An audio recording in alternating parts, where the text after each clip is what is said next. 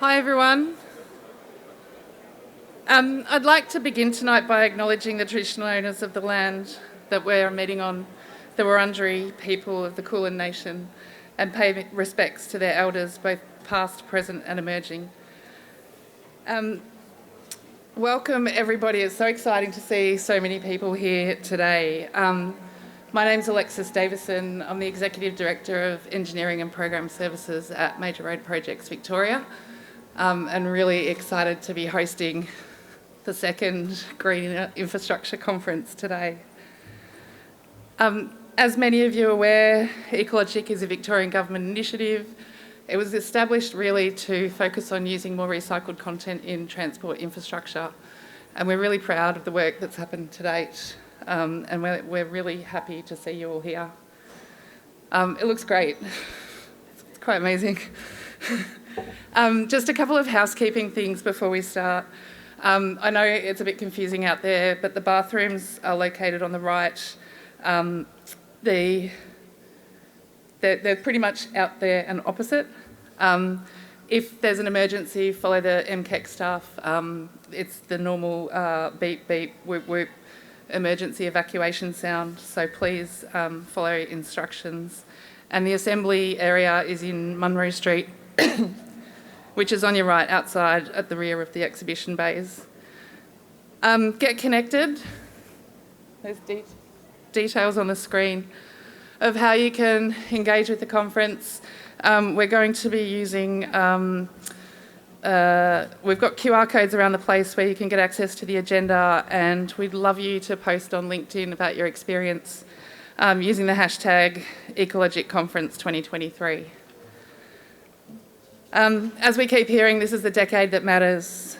Collectively, we've made great progress, but we really need to do more. We hope the interactions, the things you hear, the people you meet, the connections you make at this conference this year translate into real action.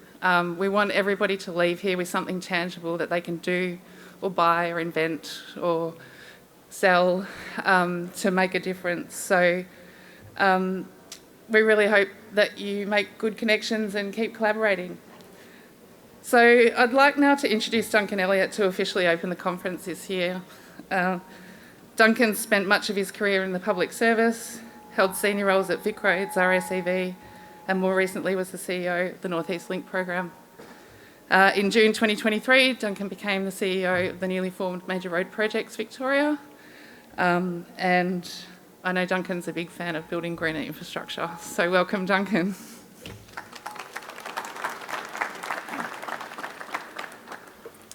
Thank you very much, Alexis, and that I am. And I sort of feel a little bit, slight guilt, I suppose, that so new into the role and I get to do this address, but I'd certainly like to congratulate Alexis, you and your team on what I think everyone would agree is a pretty fantastic start with the Trade Hall here tonight.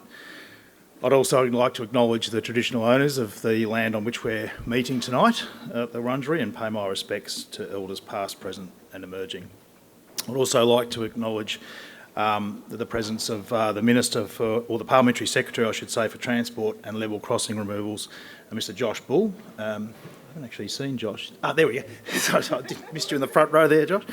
And we'll hear from Josh very shortly to officially get proceedings underway for the conference this week. The new MRPV brings together the three teams delivering road projects in this state, being the North East Link, Westgate Tunnel and the road projects right across Victoria, delivered annually. Our vision with Kevin as the new Director General of MTIA is to create a centre of excellence for road project delivery, and this is very much part of that journey in establishing, creating new markets for product, changing the way we go to market with our specifications, and looking for improved performance year on year in terms of how we can close the loop on using recycled materials in infrastructure. The big 2 days to come. I know the bus tours happened today. I haven't actually caught anyone that was on them, but I understand that was a fairly full agenda, and hope you got to see various examples of material in use on live projects around Melbourne particularly. This year the trade hall has almost doubled in size from last year, so close to 60 exhibitors in this room tonight. So I'd encourage you to spend some time getting around them all, getting to see what they're doing. There's some really, really innovative, fantastic, exciting stuff to see and hear about. At the conference, we'll also hear from some businesses who have successfully grown and scaled up to meet the increasing demand, and others who are showcasing brand new ideas and new projects. The team at ecologiQ has been working with many of these exhibitors over recent years to connect them to contractors and to remove some of the barriers for implementation that have long stood in the way of getting these projects going and getting these products into our projects. And I know Alexis's team, another big focus area for them is to continually review our standards and species to make sure that we're not precluding the use of those products over time. I want to thank you all for being here this week and for the many hours and weeks and years of service that's gone into the work that's been done to date. And we know how hard it is for new entrants in these sorts of markets to create the products in the first place, but then scale and grow with the market demand.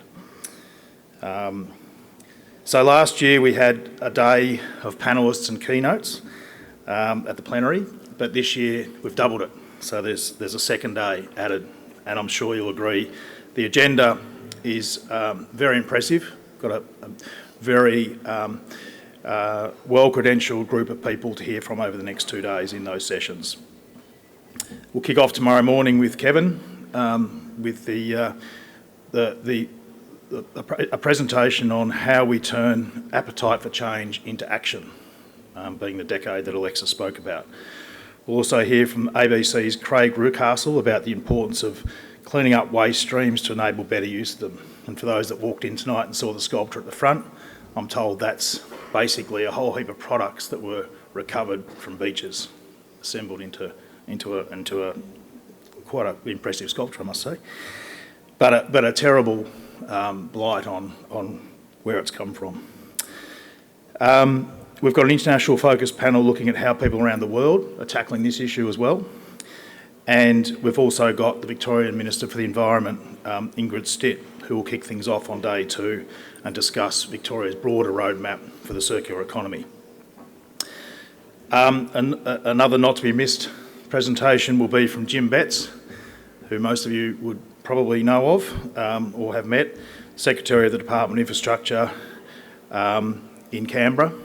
So he'll no doubt offer a challenging overview of his vision for what could be done in this space, as well as the CEO of Engineers Australia, Romilly Madu, and a host of experts in the circular economy. We'll then close the conference with a session focusing on how Aboriginal and Torres Strait Islander people have long incorporated circular economy practices into care of country. So I think you'd agree there's something for everyone in this conference. We've created this as a means of highlighting how we can build greener infrastructure and create new markets, and in the long run benefit the economy. And so I think this year's event is really, as Alexis said, about creating those new relationships. And collaboration is a key part of what ecologiQ is all about. So if you walk away with one new product, one new idea, better understanding of opportunities that we collectively have, we can all make a sizable difference. I'd now like to hand over to Josh as Parliamentary Secretary for Transport Level Crossings to officially launch this year's conference. Good to see you too. Thanks very much. Good evening. It's wonderful to be here with you all on behalf of the Deputy Premier. Thanks to the team, of course, at ecologiQ and MTIA for the opportunity to officially open what is a terrific conference. Alexis, you and I were just speaking on my way in, and I think the anticipation behind what the next couple of days will bring is really exciting. But to see the amount of people in the room and the energy that you all bring is absolutely outstanding. So I thank you and the team for all of the work that's been done. Can I also acknowledge the traditional owners of the land upon which we're gathered and pay my respects to elders past, present and emerging as we of course work towards that critically important date for our nation on the 14th of October. And perhaps today and over the next couple of days reflect on the sustainability practices that of course our Indigenous Victorians and indeed our Indigenous Australians have practiced for over 60,000 years. Can I thank you again for the passion, the determination, the commitment of you all in being here today and the work that you do in your respective areas. We know, of course, and Duncan has just mentioned, it's a very exciting time for our state. We are indeed growing by more than 1 million people per decade, and that's why we need a big, bold infrastructure agenda that, of course, matches our growth. Projects like the North East Link, like the removal of 110 dangerous and congested level crossings by 2030, the delivery of Melbourne Metro, and many, many more projects right across our state to ensure that we provide for the very best communities. Of course, we know that very few Victorians would be able to go about our daily lives without the big build. And Dev, I can see you in the second row there with a big smile on, and I acknowledge the work that you've done both with level crossings and, of course, with the big build. But it's projects like these that shape the way we live and the way that we move about, indeed, our city and, of course, our state. We often talk about the benefits of decreased travel times, of traffic impacts, improved community facilities. But what we know, of course, is that many of the policy objectives that are contained within all of these projects come in the form of really terrific sustainability outcomes. So as my role as the Parliamentary Secretary for Level Crossing Removals and Transport, I've been able to see the opportunities created by the big build, but of course through community benefits, those in training, in jobs, in access to new economic opportunities for local and indeed Indigenous businesses and of course social enterprises. Importantly, we know of course that opportunities to divert materials from landfill and put them into use in our infrastructure projects is something that is incredibly important to the government. We estimate that 10 Victorian jobs are created for every 10,000 tonnes of waste material that's kept out of landfill, leading to approximately 3,900 jobs over the next decade. Our investment in transport has unlocked many of the ventures, including the circular economy and especially through the Recycled First policy. And that is a policy that is delivering 1,312,720 tonnes of recycled materials, enough to fill half of the MCG. We always relate everything back to the MCG, don't we? It's this type of policy, along with the big build investments such as I mentioned, the level crossing removal project sustainability policy. These, of course, are just a snapshot of the broad and vast range of opportunities that we are taking up in this space. So when you look at many of the exhibits that are around the room here in Trade Hall, you should today and, of course, tomorrow be incredibly proud. The vast majority are, of course, homegrown businesses and are among 24,000 businesses in Victoria's manufacturing industry that contribute more than $33 billion to Victoria's economy, around 250,000 jobs. I just want to give you one example. OC Connections, one of the success stories to come out of last year's conference. OC Connections is a disability support services located in the southeastern suburbs of Melbourne, providing providing jobs for 100 Victorians living with a disability. And of course, we know that that can be a group that finds challenges with finding sustainable employment. OC Connections were in the final stages of development, testing for production of a 100% recycled plastic traffic bollard when they attended this conference last year, so in 2022. Their participation in the Trade Hall provided them with exposure, and of course this led to a significant and important investment and of course opportunities to not just deliver important projects, but of course deliver projects that benefit the lives of those living with a disability, something that we should all indeed be very, very proud of. So we know, of course, that there are many opportunities to invest in sustainability. An exciting time for our state, an exciting time for infrastructure right across Victoria. I just want to talk about one local project that means a lot to me. I'm very proudly the member for Sunbury in the northwest of Melbourne. I grew up in Sunbury. We had two crossing points within over the train line, and one of those was at Gap Road. And the dangerous and congested boom gates that stood at that crossing point for decades are now gone. And that, of course, has led to a much safer, less congested, more vibrant community. But what's really important, of course, is the benefits of that project, both with congestion, with safety, but the use of recycled materials for the new rail bridge and underpass set the environmental benchmark for local construction, for the local construction industry. The upgrade incorporated more than 7,650 tonnes of recycled and reused materials, including 4,600 tonnes of crushed concrete, nearly 2,500 tonnes of recycled crushed rock. Concrete used on the project incorporated 212 tonnes of byproducts from industrial manufacturing that would, of course, as you all know, otherwise gone to waste. Recycled glass, crushed concrete and other components were used and manufactured in Victoria using Victorian waste materials, and as I mentioned earlier, creating jobs. So diverting these materials from landfill has also saved more than $250,000 in landfill costs. So it's a significant benefit, and it's something, of course, that we should all celebrate and recognise. These are just some of the examples of what can be achieved when we come together, when we work together, when we do things in a collaborative and constructive way. So can I again sum up by saying thank you for everything that you do within your industry. Thank you for your passion and commitment and determination. We know that the big build is about getting us home safer and sooner to those that we love, getting us to work, getting us to study, getting us to world-class healthcare. But we should not stop. We should not take it upon ourselves to think that the best of work is done, because we know if we keep innovating, we keep creating and we keep working together, both with all of you in this room and of course right across government, we get some of those terrific outcomes that we should all be very, very proud of. Thanks so much.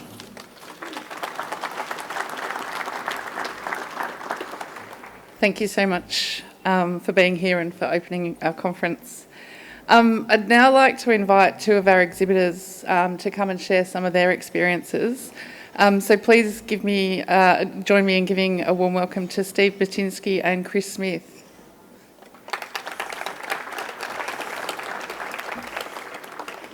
So Steve is the General Manager of Employment and Enterprises at OC Connections. So it's interesting that you highlighted the OC Connections. Please have a seat. And Chris, is Chris somewhere? We lost Chris. Chris up. So Chris is the Territory Manager in Victoria for Replas. Welcome to you both. So,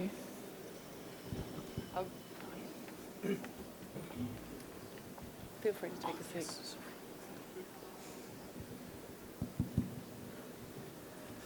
And I think the tech guys might want me to use those microphones and join you, but maybe I can start from here and then get a thumbs up if it's not going very well. Steve, I'll start with you. Can you tell us a little bit about your product and where you were at in development this time last year?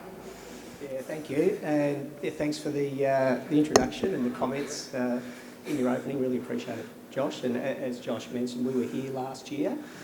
We didn't have this in the market. It was only the prototype phase. We're in the final stages of testing for both performance and conformance. As we know, there's a lot of challenges around getting that conformance bit right to standards. So that was taking us a bit longer than what we thought. But we still had a prototype and we had a stand, and we were absolutely blown away by the interest that we got for the concept of the product. You know, people were saying, geez, it seems like such a simple idea. Why haven't we done this before? Well, I can tell you why. It was 2.5 years in the making, and it wasn't as simple as what it looks, but we got there in the end. But We had, I think, it was over 100 contacts that we got from the conference last year, which we followed up, and we actually had a committed order off that of about 4,500 bollards. So when we did bring the product to market, which was 2 months later in November last year, we hit the ground running. So since that time, we've just clocked over 20,000 of these out in the marketplace, and it's an Australian first. All of these are virgin plastic imported devices. Yeah, short lifespan, a lot of plastic goes into a hole in the ground. So what we've been able to do is using recovered plastic, so both old bollards as well as post-industrial and post-consumer waste, created 100% of the plastic. This is recyclable. It's made by, as Josh mentioned, we're a social enterprise. So you're getting the triple bottom line outcomes of the environmental benefit. So that's about 17 tonne of virgin plastic that hasn't been made. It's been diverted from landfill into these. There's about 6 minutes worth of work in each one in terms of both the resource recovery aspect and the finishing of the product, so putting on the retro-reflective strip and dispatch and packaging out to customers. So that's about 2,000 hours of meaningful work for people with disability. And because we're manufacturing locally, we're stimulating local economy and there's local jobs with our supply chain partners rather than importing those devices. That's it's really good to hear that like a prototype 12 months ago is now in the market being sold in numbers of 20,000. Like that's quite incredible. And now I understand that you're collecting so much plastic, you don't know what to do with it. Well, the reason we landed, I know it sounds like a bit of an obscure thing for us to get into, but we had a deliberate strategy or idea that we wanted to solve a problem. We didn't want to just have a product looking for a market or looking for a problem to solve. And what we found was that, these things weren't easily recyclable, and there's a lot of plastic and it's a short lifespan. We didn't realise how big that problem was. So when we first brought this out to market, we said, look, we'd have a free resource recovery. We'll come and pick up your old bollards. So the intent is there's a circular model around an OC bollard into an OC bollard, but we wanted to get some input material. We got flooded. We needed a bigger boat. We couldn't get one. So what we're doing now is looking at primary is about optimising the recycled bollard content into this product. We're now looking at a second or third proprietary products that we can use that recovered resource for. We don't want to put it back in the ground. And then the third is working with and starting, and this is pretty early days, but just having conversations with others that are in the industry doing working with recycled plastics and where they might have a need. So rather, we can then provide a feedstock into them and not duplicate that resource recovery aspect. And if we can get that happening, then we can let the floodgates open and take as much of that stuff as we can. And Chris, that's probably a nice segue to your story, because you're talking to Steve about taking some of the plastic for the things that you're doing. Do you want to just talk to us a bit about what you make? Yeah, so I guess starting with that, I believe there's been some initial conversations between some of our production team and OC Connections, just to see where that might be able to lead. Who knows what the future holds. Replas has been operating for 34 years. We started in Ballarat and we still manufacture out of there. We make a number of really open space products, such as bollards, decking, furniture.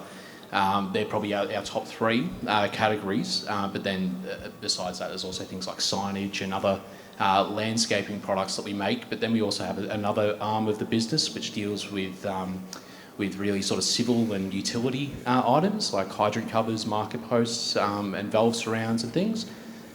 So there's quite an array of products that we actually manufacture out of Ballarat.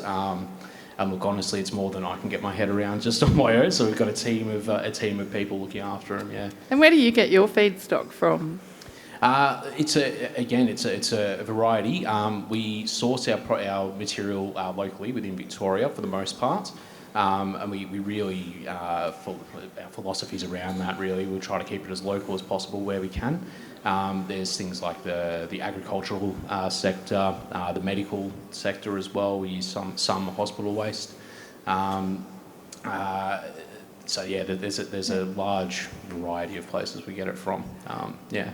and one particularly interesting use of one of your products on one of our projects recently. Yeah, so one that I didn't even think about myself. I wish I did.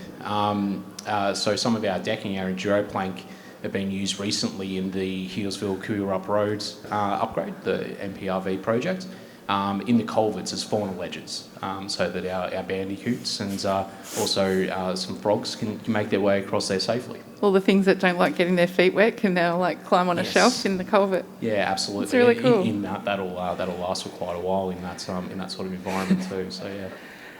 So I might ask both of you, what advice you would give to a supplier in, either new in the market or sort of trying to upscale and diversify. Steve, I might start with you. What advice would you give to a new supplier who's got an interesting idea? Yeah, I'd say persevere. We could have pulled the pin at any number of points, to be honest. It did feel like there were some insurmountable challenges, and we didn't feel that we had the resources to deal with it. But I think that's where you've got to start to look outside your own organisation and absolutely recognise there is a coalition of the willing around this stuff. There's this groundswell is building, and now's a great time. And ecologics have been awesome for us, and it was I'm not sure what they call now, product showcases. Back then they were called Shark Tank or something. Anyway, Yeah, we're not allowed to say Shark Tank. Yeah. So we went on there with the concept, and it was through that ecologics thought it was a great idea. And when we were having some challenges, they just helped point us in the right direction and create the networks and connections to allow us to be able to solve some of those problems that, to be honest, without that, we probably wouldn't know where to start. And so my word would just be encourage people to understand who is out there that can be in your corner and can support you, because there's a lot of people that want this stuff to succeed, and there's a big demand for it if you can get it up and get it right. Chris? Yeah, I kind of second that motion. Persevere is definitely a word I would use. Like I said, Replas has been around for 34 years, but honestly, in the last 5, we've had a massive groundswell of inquiry coming our way since the war on waste as well. I think you're hearing from Craig tomorrow. So yeah, absolutely persevere, stay in there. Like you said, Steve, there is a huge number of people that want to see a circular economy really move forward and create more sustainable solutions to our future projects. So yeah, there's definitely people out there that want to help. So. We'll just put a call out. If anyone wants to ask a question, please put it in Slido. It's not compulsory, but we're here to answer them if you've got them. I might just ask for some final observations on you're back exhibiting for the 2nd year running. What are you hoping to get out of this year? Oh, look, for us, it's just a great opportunity again. I mean, you can see how many people in the room today, and over the next couple of days, that it's going to be fantastic to reconnect with some people, but also make some new connections. As I mentioned, we're already looking and thinking about products 2 and 3 and looking at other partnership opportunities. So those conversations and those connections that'll happen over the next couple of days here, I think will be really important for us. As well as attend some of the fantastic speaking and keynote sessions and panels that are on over the next couple of days. Cool. Chris? Yeah, absolutely. I think really just to continue to develop our networks. A lot happens in a year, and this is obviously it's much bigger than it was last year. Like was alluded to before, it's twice the size. So just to really continue to develop those networks, understand who's out there and who you can possibly partner with or look for opportunities to work with into the future. We've got a question from Anonymous. What advice do you give sustainability professionals who are trying to integrate your products into competitive and value for money orientated procurement processes? I feel like reading between the lines, they're suggesting that your products are more expensive, but are they? So I guess my advice would be to look at the whole. So there's more than just a cost to a product. There's a lot more advantage that comes out of something like a recycled plastic T-top bollard. There's all the other advantages that come. We've saved waste from landfill. So there's a cost benefit to that beyond just the purchase price of a product. So maybe to evaluate that in the process. Yeah, there is absolutely no doubt that the price is a big thing, right? So there's the value equation, and that's all great. And I think the reality is that we don't see ourselves competing with just other social enterprises. We see ourselves competing on the open market. So when we put this product up, we were looking at what are the alternatives. We wanted to offer a socially procured alternative into the market that was locally manufactured, made out of recycled product, input material. We knew that if it was outside a certain kind of bandwidth of price as a result of that, it wasn't going to be in the game. So we had to work very hard to get it. Now, is it the cheapest product in the market? No, it's not. Does it need to be? No, absolutely not. But does it need to be within a ballpark of reality? Because if you purchase 10,000 of those and you're but that's $50,000 extra just for your bollards. That's not going to fly, right? No. So yeah, and I still find that there is a price first discussion, and if that's okay, then there is a bit of a tick. Yeah, we'll take those benefits. But I think the value equation has to be balanced across price, quality. So performance and conformance needs to be there, and being able to deliver that value and demonstrate that impact as well, I think is important. We've got another question about what are the largest barriers to scaling your businesses? And that could be secure supply of input materials, labour shortages, insufficient demand. What are the biggest barriers for you, Steve?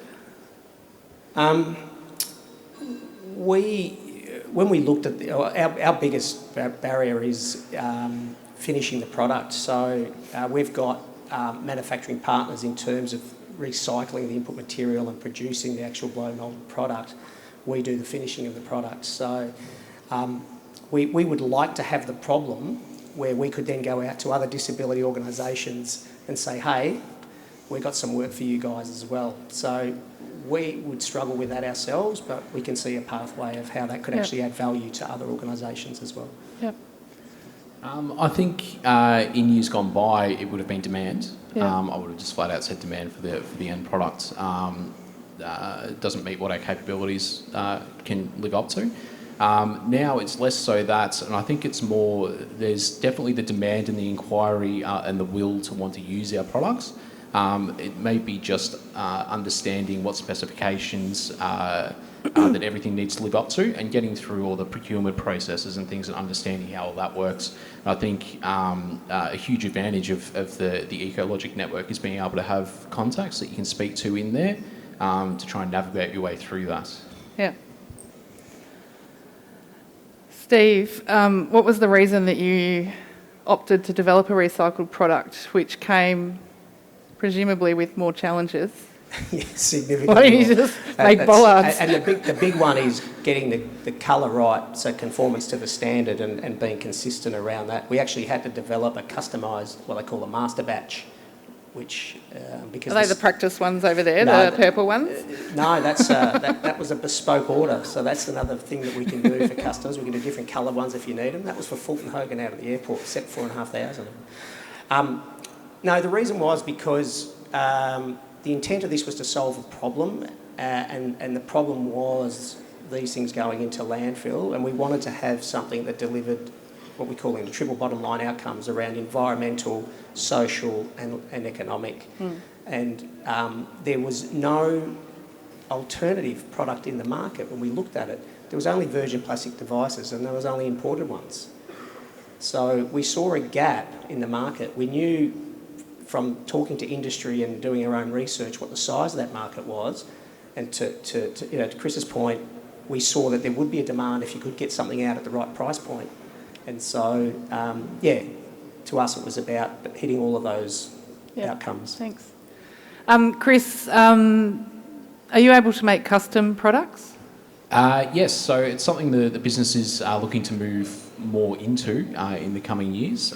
So we've got plenty of manufacturing capacity. We're looking to, get more machinery in to be able to make bespoke products. And look at some different manufacturing methods as well to achieve some of the products that we've been asked for recently as well. So it's absolutely something that we're happy to have a discussion about. I imagine they might be a little bit more expensive if they're custom made for a specific purpose. Possibly. I guess to Steve's point as well, a lot of what I suppose what we call custom products are items that are already out there in the market, but they might be imported. They might be something that we're looking for, the client's looking for a local solution. So as long as we're able to get within, again, the ballpark in terms of value for money, there's all the other advantages of having a local supplier, local waste, and everything utilised in that product. Yeah. Thank you. The questions have dried up, so I'm going to say thank you so much for being here. We're really happy to have you exhibiting again, and enjoy the 3 days ahead. Absolutely. Thank Thank you, you. Davison.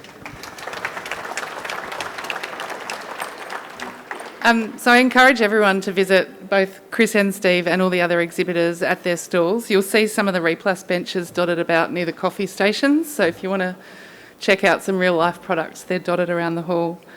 Thank you so much to Duncan, Elliot and to Josh Bull for officially opening the conference this year. We're here till 7 tonight, and then we'll see you back again tomorrow morning for a jam-packed plenary. And I think, like I said earlier, I really want everyone to leave this conference with a commitment to do something. Like, we don't want a talk fest. We want to actually do stuff to make a difference. So collaborate with each other and do good stuff. Thank you.